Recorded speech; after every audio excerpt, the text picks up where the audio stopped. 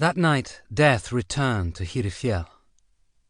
It was obvious who was going to be collected, because there were few to choose from.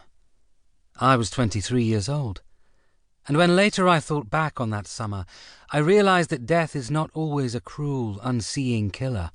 Sometimes it leaves the door open on the way out. But being set free can be sheer torture.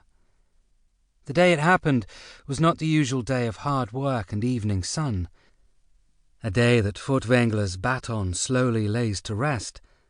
The fact is, the day before Bestefar died, someone painted a swastika on his car.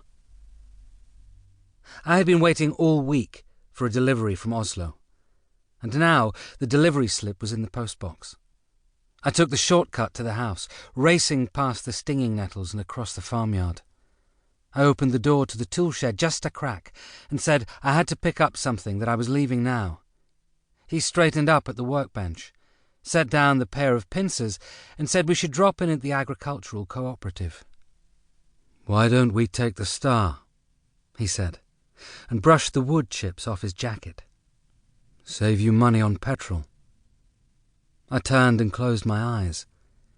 So it was one of those days when he thought it embarrassing if we drove in separate cars. Bestefar ambled stiffly across the yard to fetch his shopping jacket. The villagers did not like it that he carried a knife, so he usually wore a hip-length jacket when we drove in. We set off in the heavy black Mercedes he bought new in 1965.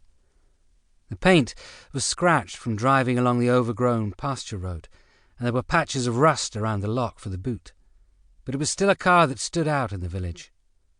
We drove slowly past the potato fields, inspecting the blossoms on either side.